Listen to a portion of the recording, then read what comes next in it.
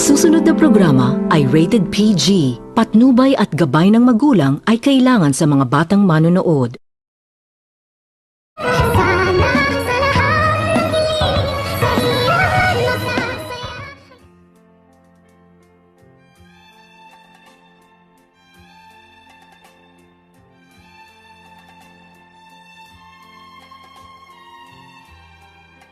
Napapansin nito ni Dr. Enriquez doon sa pamamahay ni Dr. Carlos na kakaiba umano ang ipinakita na ugali ni Dr. Carlos sa kanyang asawa na itong si Moira, na tila umano itong si Lynette ay takot na takot kay Dr. Carlos sa kadahilanan na agad naman din itong kinausap ni Dr. Enriquez itong si Lynette, at nang magkaharap na itong dalawa ay agad nitong sinabihan ni Dr. Enriquez itong si Lynette na wag umano itong masyadong maging sunod-sunuran kay Dr.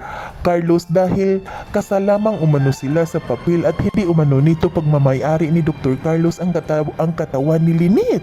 Sa kadahilanan, napaluha itong si Lynette sa kanyang naririnig galing sa bibig ni Dr. Enriquez, at maya-maya pa ay agad naman din itong sinabihan ni Dr. Enriquez itong si Lynette kung ano umano ang problema nito, kung hindi ba umano maganda ang pakikitungo ni Dr. Carlos sa kanya at kailangan umano nitong dumistansya ni Lynette sa kanyang asawa kung ganon umano ang ipinakita ni Dr. Carlos sa kanya.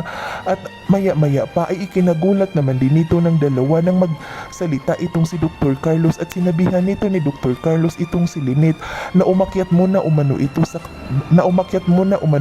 taas dahil mayroon umano na umakyat muna umano ito sa kanilang kwarto, na umakyat muna umano ito sa taas dahil mayroon umanong hinahanap si Dr. Carlos na hindi umano nito nakikita, kung kaya't agad naman din itong nagpapaalam itong si Lynette kay Dr. Enriquez at agad naman din itong umakyat itong si Lynette sa taas. At habang umaakyat itong si Lynette ay pinagmamasdan nito ni Dr. Enriquez at nagsalita itong si Dr. Enriquez na alam umano nito ni Dr. Enriquez na mayroon umanong dinadaig na problema itong si Lynette. Harap na nito ni Lynette itong si Dr. Carlos ay agad naman din itong sinumbatan ni Dr. Carlos itong si Lynette kung ano na naman umano ang pinag-uusapan nito ni Dr. Enriquez na tila parang seryoso umano itong, at dito agad naman din itong sinagot itong kanyang asawa na wala naman umano silang pinag-uusapan, at sinabihan nito ni Dr. Carlos itong si Lynette na wag na umano itong magsisinungaling sa kanya dahil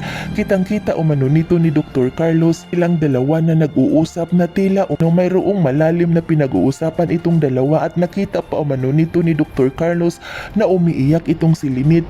Tinanong nito ni Dr. Carlos kung nagsusumbong ba umano itong si Lynette kay Dr. Enriquez. Sa kadahilanan na napilitan itong si Lynette na sagutin itong si Dr. Carlos, at sinabihan nito ni Lynette itong si Dr. Carlos na asawa umano nito ni Dr. Carlos itong si Lynette at hindi umano ito isang alipin.